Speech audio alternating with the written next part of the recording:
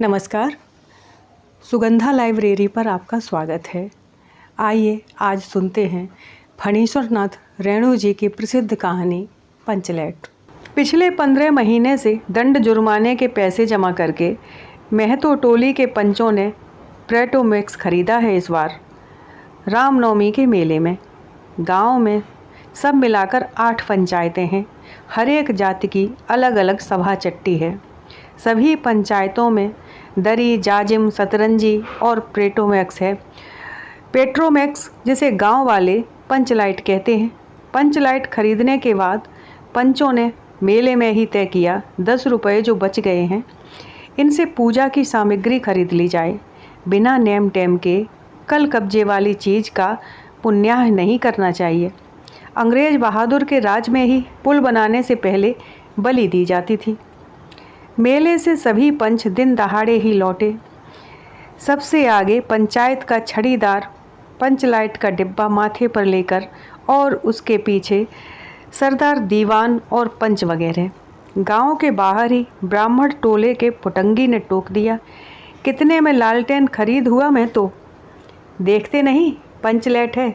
बामन टोली के लोग ऐसे ही ताव करते हैं। अपने घर की ढिवरी को भी बिजली बत्ती कहेंगे और दूसरों के पंचलैट को लालटेन। टोले भर के लोग जमा हो गए। औरत, मर्द, बूढ़े, बच्चे सभी काम काज छोड़ कर दौड़े आए।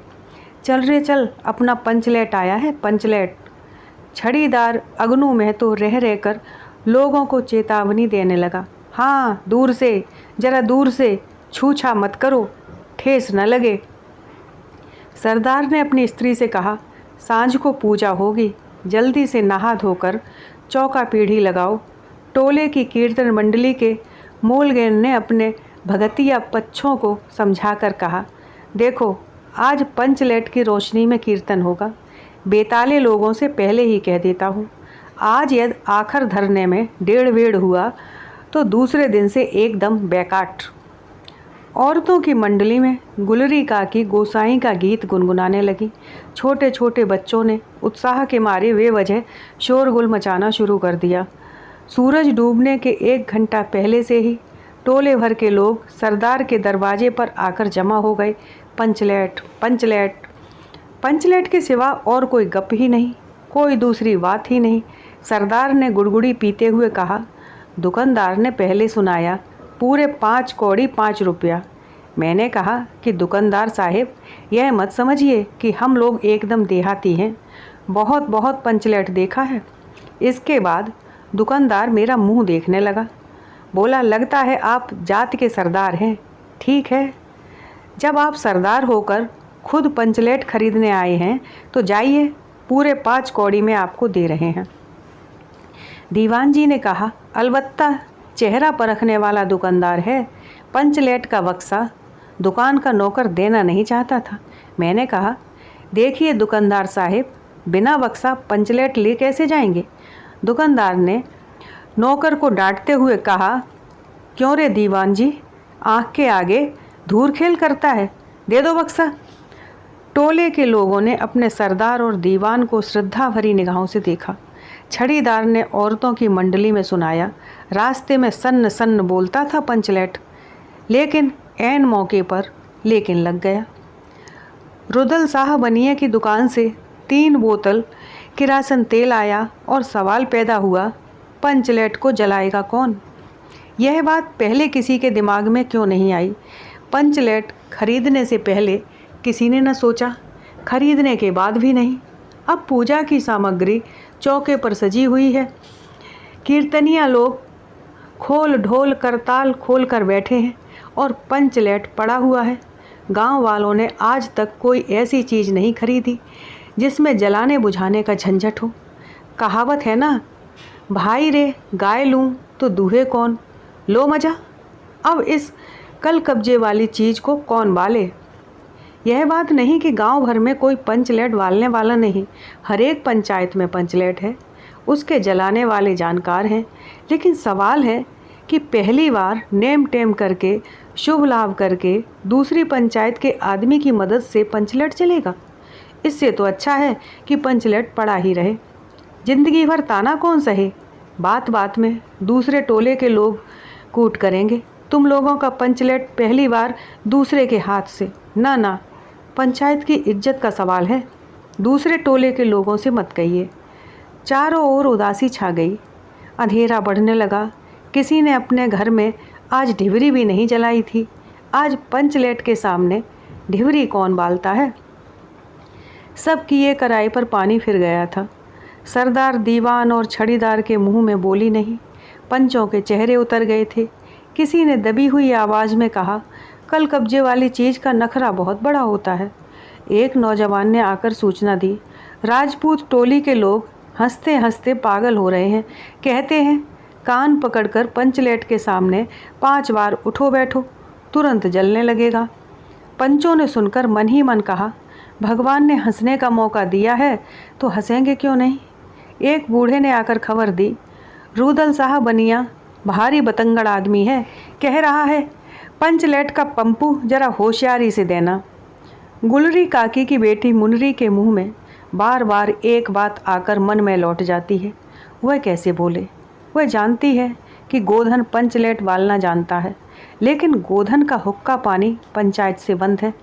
मुनरी की माँ ने पंचायत में फरियाद की थी कि गोधन रोज़ उसकी बेटी को देखकर सलम सलम वाला सलीमा का गीत गाता है, हम तुमसे मोहब्बत करके सलम। पंचों की निगाह पर गोधन बहुत दिनों से चढ़ा हुआ है। दूसरे गांव से आकर बसा है गोधन, और अब तक टोले के पंचों को पान सुपारी खाने के लिए भी कुछ नहीं दिया। परवाह ही नहीं करता है। बस पंचों को मौका मिला, 10 रुपया जुर्माना, न देने से हुक्का पानी बंद। आज तक गोधन पंचायत से बाहर है। उससे कैसे कहा जाए, मुनरी उसका नाम कैसे ले, और उधर जाति का पानी उतर रहा है। मुनरी ने चालाकी से अपनी सहेली कनेली के कान में बात डाल दी। कनेली मुस्कुराकर रह गई। गोधन तो बंद है। मुनरी बोली, तू कह तो सरदार से। गोधन जानता है पंचलेट वालना। कनेली बोली, कौन? गोधन जानता है वालना, लेकिन। सरदार ने दीवान की ओर देखा और दीवान ने पंचों की ओर। पंचों ने एक मत होकर हुक्का पानी बंद किया है। सलीमा का गीत गाकर आँख का इशारा मारने वाले गोधन से गांव भर के लोग नाराज़ थे। सरदार ने कहा, जाति की बंदिश क्यों, जबकि जाति की इज्जत ही पानी में बही जा रही है। क्यों जी दीवान? दीवान ने कहा, ठीक है। पंचों ने भी एक स्वर में कहा, ठीक है, गोधन को खोल दिया जाए। सरदार ने छड़ीदार को भेजा। छड़ीदार वापस आकर बोला, गोधन आने को राजी नहीं हो रहा है।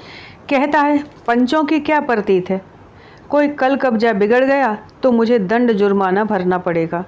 छड़ीदार ने रोनी सूरत बनाकर कहा, किसी तरह गोधन को राजी करवाइए, नहीं तो कल से गांव में मुंह दिखाना मुश्किल हो जाएगा। गुलरी काकी बोली, जरा मैं देखूं के। गुलरी काकी उठकर गोधन के झोंपड़े की ओर गईं और गोधन को मना लाईं। सभी के चेहरे पर नई आशा की रोशनी चमकी। गोधन चुपचाप पंचलेट में तेल भरने लगा। सरदार की स्त्री ने पूजा की सामग्री के पास चक्कर काटती हुई बिल्ली को भगाया। कीर्तन मंडली का मूलगैन मुरछल के बालों को संभालने लगा। गोधन ने पूछा, स्पिरिट है?